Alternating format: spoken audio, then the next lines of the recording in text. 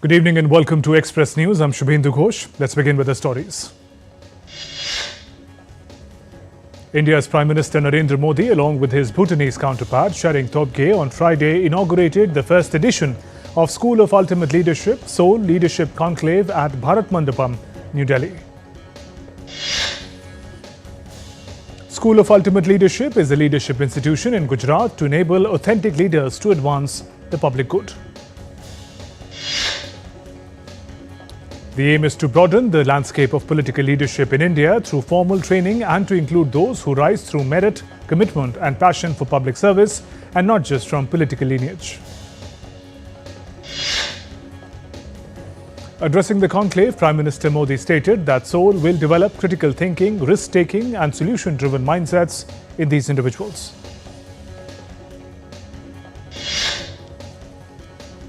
Prime Minister Modi also said this institution will play a pivotal role in India's journey towards developed nation and that it will give leaders with capabilities for innovation and impact. Bhutanese Prime Minister Tshering Tobgay delivered the keynote address as the guest of honor. He said Prime Minister Modi has put India on the path of progress in just 10 years with wisdom, courage and compassionate leadership. India's Information Broadcasting Minister Ashwini Vaishnav also attended the Seoul Leadership Conclave. Engaging with young attendees, the minister encouraged them to stay focused and dedicated their hearts and minds to achieving the goals in their lives. Prime Minister Modi today inaugurated the 98th Akhil Bharatiya Marathi Sahitya Sammelan in New Delhi. The three-day event will celebrate India's rich culture and heritage with a diverse array of panel discussions and interactive sessions with eminent literary figures. During the event, Prime Minister said there has never been enmity between Indian languages. Rather, they have always complemented and enriched each other. In weekly briefing, External Affairs Ministry spokesperson Randeer Jaiswal said United States administration information regarding funding in India is deeply troubling and has led to concerns regarding foreign interference in countries' internal affairs. The MEA spokesperson said no formal acquisition process for fifth-generation fighter jets has been initiated as yet from India's end. The four-day global conference of meditation leaders is being organized at Bharat Mandapam in New Delhi, bringing together policymakers, corporate leaders and meditation experts to advance meditation as a process for positive social change and world peace. The chief guest, India's Vice President Jagdeep Dhankar, commended the conference and highlighted the transformative benefits of meditation, emphasizing its role in cleansing and rejuvenating the human body from within. India's Minister of Commerce and Industry Piyush Goyal addressed the Invest Kerala Global Summit in Kochi today. The minister urged investors to take advantage of investment opportunities and high-quality talent and skills that India has to offer. FICCI recently organized an international conference on critical minerals matrix, promoting exploration, production, supply chains and international collaborations. Indian Minister Satish Chandra Dubey emphasized on Prime Minister Modi's message of becoming self-reliant. Addressing the 12th edition of the International Health Dialogue 2025 in New Delhi, India's Health Minister JP Nadda said out-of-pocket health expenditure has declined from 64% to around 39% in the last 10 years. Addressing the media, newly elected Chief Minister of Delhi, Rekha Gupta, announced that Delhi government has decided to implement the Ayushman Bharat Health Insurance Scheme. The scheme, along with the top-up of 5 lakh rupees from Delhi government. The Nikkei India-Japan Economy and Investment Forum in Delhi saw Minister of State Commerce Jitin Prasada inaugurate the opening session. The minister highlighted strengthening economic ties with Japan, particularly in infrastructure and investment sectors. Indian Minister Harsh Malhotra attended the session on infrastructure growth in India-Japan Economy and Investment Forum. The minister highlighted infrastructure development in India has seen the last decade and Japan's role in India's journey towards developed nation. Indian biologist and wildlife conservationist Purnima Devi Burman has been named Woman of the Year by Time magazine, the only Indian woman on the list. She is renowned for her unwavering efforts in protecting the endangered greater adjunct stork, locally known as hargilla. Indian equity indices end week on week note. At close, the Sensex was down 489 points to stand at 75,247, and the Nifty was down 150 points to stand at 22,763. Rupee fell 7 paise to close at 86.71 against the US dollar. Gold futures maturing on the 4th of April was priced at 85,820 rupees per 10 grams on the multi-commodity exchange. Silver futures for 5th of March maturity stood at rupees 96,878 per kilogram on the MCX.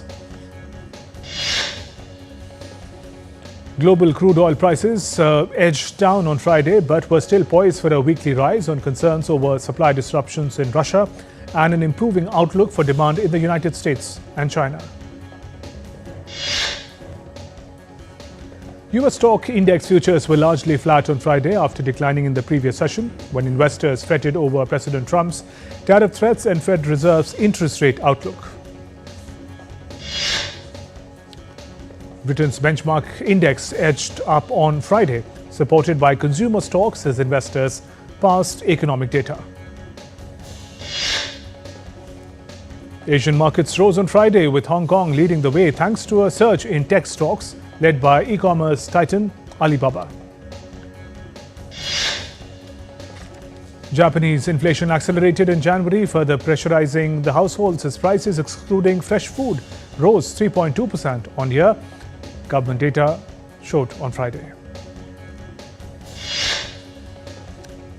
Nissan shares surged 11% on Friday after a report said Japanese group, including former Prime Minister, plans to ask US electric vehicle giant Tesla to invest in the automaker. Foreign ministers from G20 top economies met in South Africa on Thursday amid tensions over the Ukraine conflict and trade disputes. South Africa is seeing it as an opportunity to amplify concerns of the poorer countries, including worsening inequality and climate change, among others. Notably, the United States skipped the summit.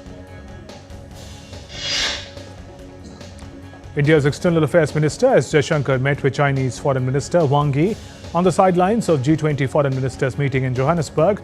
The minister highlighted the significance of the dialogue. S. Jaishankar called on South African President Cyril Ramaphosa on the sidelines of the G20 meeting, conveyed warm greetings of Prime Minister Narendra Modi.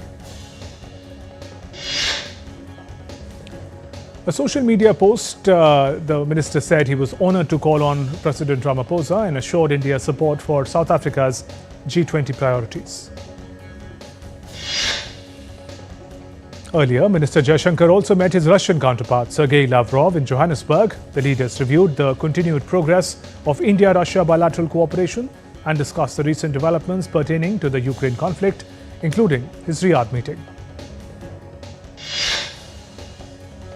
India's External Affairs Minister S. Jaishankar, who is in South Africa for the G20 Foreign Ministers meeting, spoke at the session on global geopolitical situation.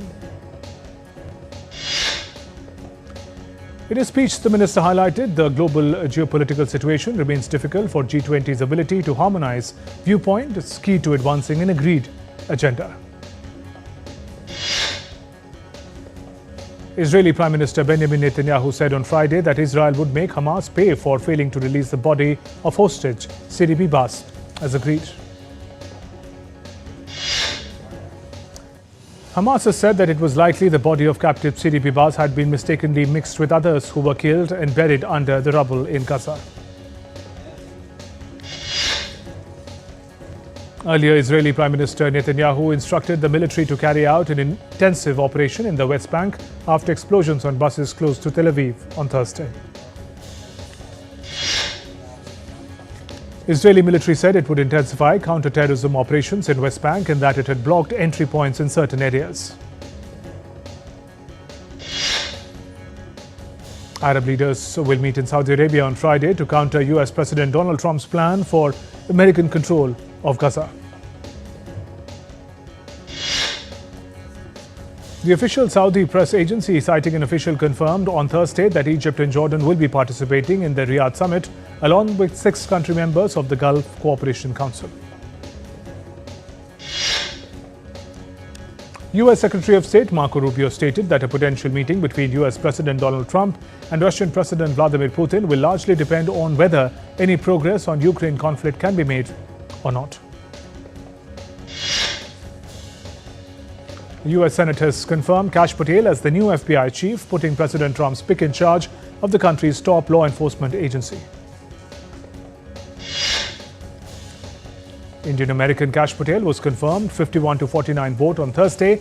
Democrats had opposed Patel's nomination, saying he would seek retribution against Trump's enemies. Patel has denied any such plans.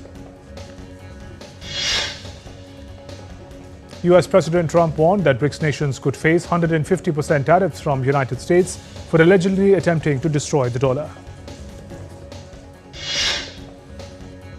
Ukraine's Air Force shot down 87 drones, 70 more probably lost to electronic countermeasures as it responded to an overnight attack in which Russia launched 160 drones and 2 missiles. In order to replace Russian gas supplies, the European Union will look for additional gas from nations such as the United States and accelerate the expansion of renewable energy, according to the EU's Energy Commissioner. And we're heading for a short break. There's more coming up.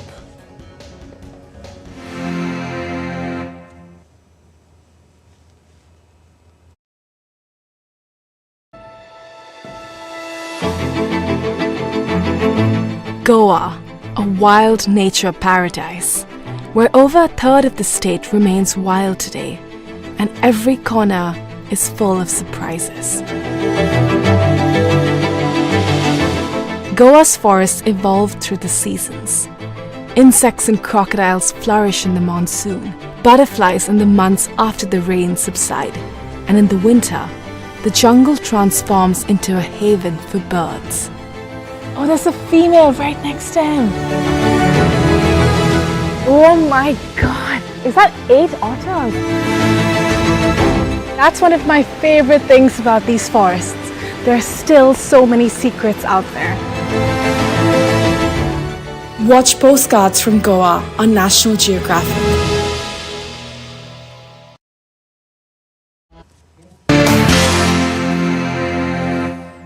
Welcome back. You're watching Express News on DD India. Let's look at the other stories. Mountain rescuers warn tourists of the dangers posed by getting too close to lava erupting from the Mount Etna in Italy. Authorities are monitoring development of the eruption and issuing warnings to ensure safety. Peruvian government declared 157 districts under emergency for 60 days after intense rains caused floods and collapsed houses nationwide. Sao Paulo residents were offered free water to help them stay hydrated as temperatures soared to 35 degrees Celsius on Thursday.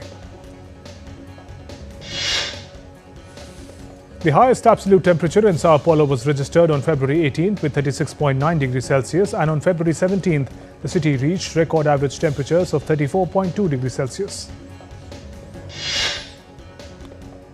After several mild winters, heavy snowfall blankets Istanbul, bringing long-awaited delight as the magical city glitters in white gold.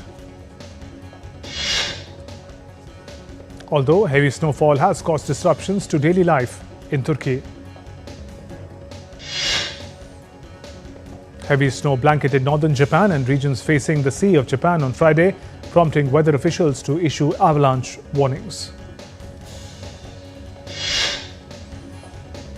Japan's weather officials issued avalanche warnings across Niigata Prefecture, including Jotsu, Choitsu and Kaitsu region. Anantnag district of India's Jammu and Kashmir received a fresh spell of snowfall on Thursday evening. The upper regions of India's northern state of Himachal Pradesh has been experiencing continuous snowfall over the past 24 hours. The popular hill resort of Kufri witnessed light snowfall. A California-based company, Aleph Aeronautics, has released videos showing their flying car taking off vertically and traveling over a parked truck. Aleph Aeronautics CEO Jim Duchovny said buying a flying car would be prohibitively expensive as they're not in the manufacturing stage yet, but the prices are likely to go down as more are produced. Christie's auction house in New York launched the first auction of works created with the help of artificial intelligence, including the screen that comes to life. London picks up the second leg of the Autumn-Winter 2025 catwalk calendar, with fashion buyers and editors descending on British capital for 5 days of runway shows and presentations. Britain's King Charles and Queen Camilla hosted a reception at Buckingham Palace on Thursday, celebrating individuals and organizations contributing to humanitarian efforts worldwide. Istanbul's Topkapi Palace Museum is expecting its cultural offerings later this year, with a brand new museum dedicated to porcelain, showcasing a stunning collection including rare Chinese ceramics. The new museum will showcase some 4,500 rare porcelain artifacts from Topkapi Palace Museum's collection, including over 1,400 prized Chinese pieces. The Hong Kong Palace Museum is showcasing around 20 newly arrived Chinese and French court treasures in its Forbidden City Versailles exhibition, featuring items showcasing the cultural exchange between the French and the Qing dynastic courts. Museum hopes that the treasures would foster intercultural appreciation.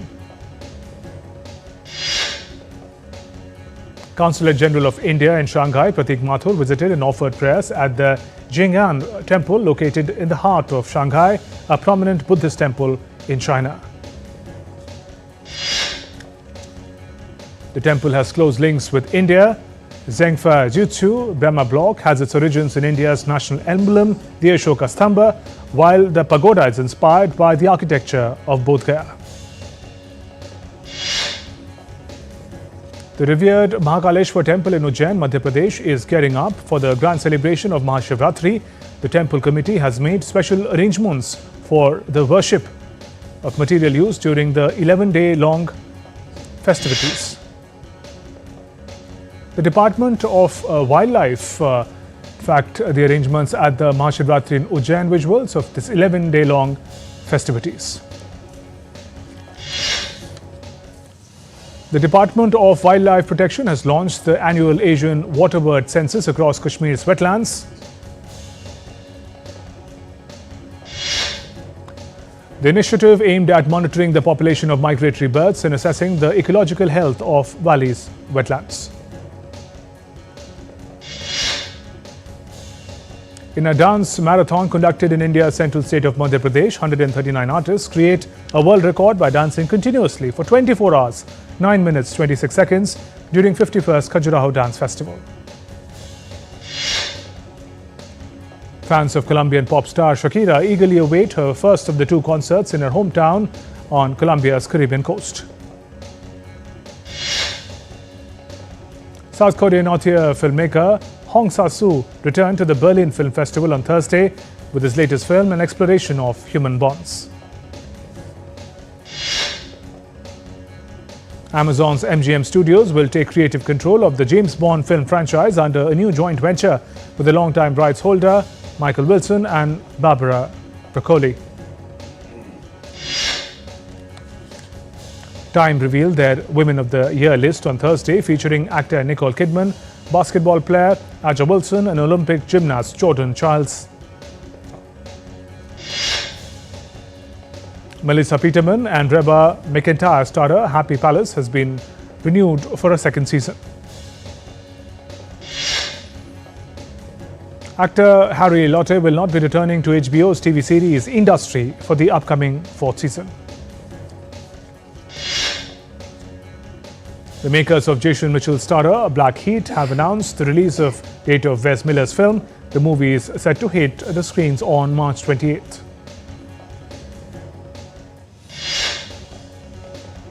Actor Rafael Liu, best known for playing young Henry Creel in Stranger Things Season 4, is all set to enter the fashion industry as he is signed with elite model Paris.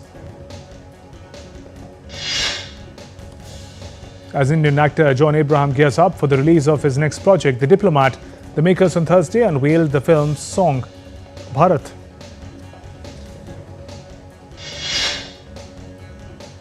India began their Champions Trophy campaign on a positive note as they beat Bangladesh by 6 wickets in their opening match in Dubai on Thursday.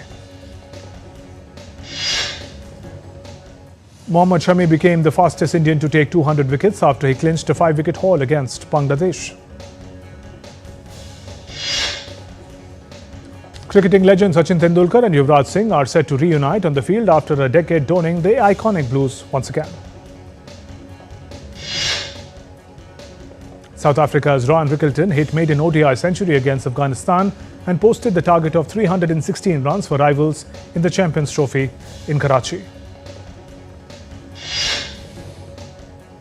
The Bengaluru leg of Women's Premier League is set to kick off in style as Mumbai Indians take on Royal Challengers Bangalore on Friday.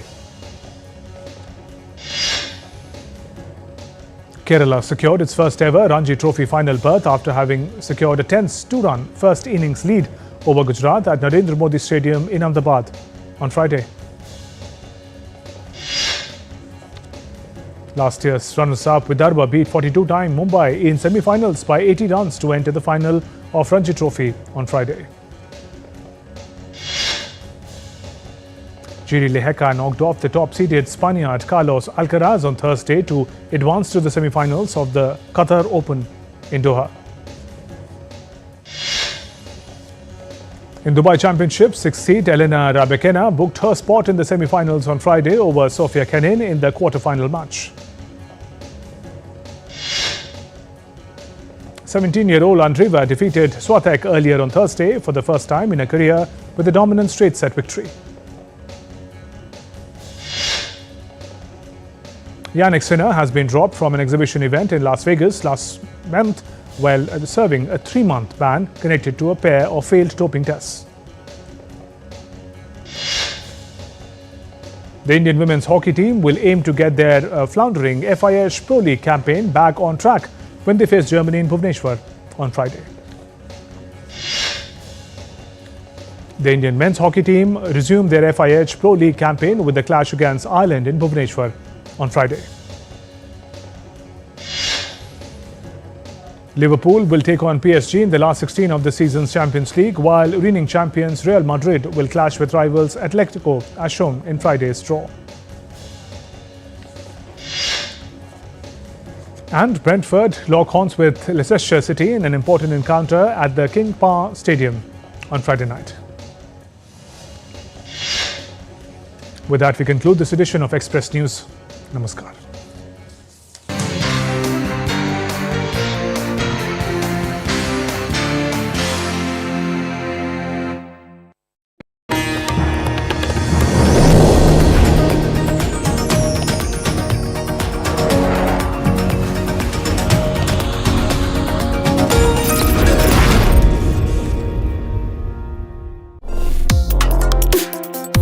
Complex issues, hidden agendas, twists and turns, strategic games.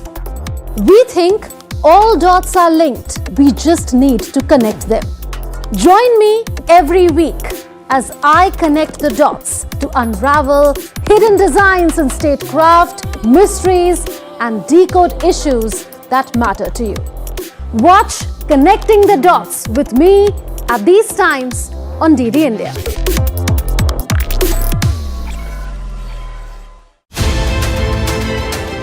We are looking at the phenomenon that is remaking all aspects of life, digital public infrastructure, DPI. What is India's role in the development of DPI, both domestically and globally?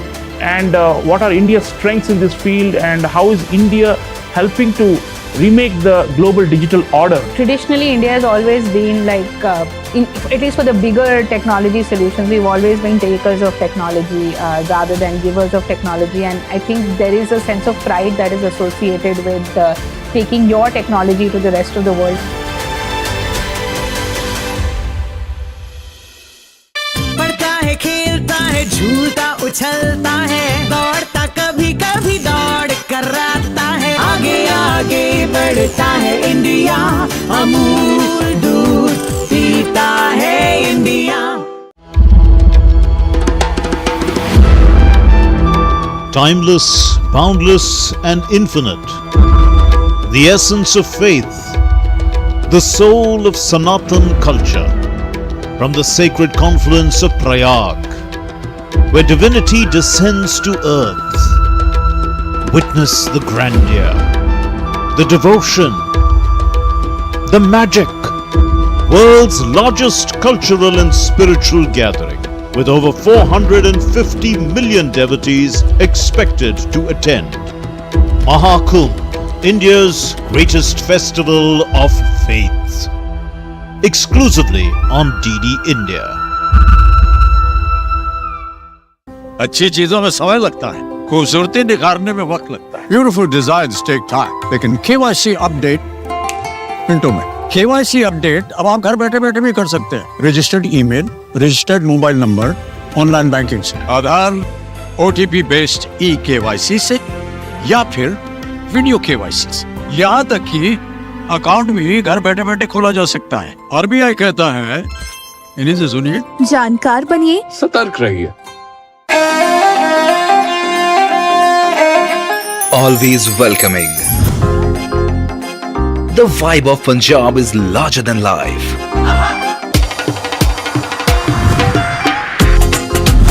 Warm up to grandeur that's beyond compare.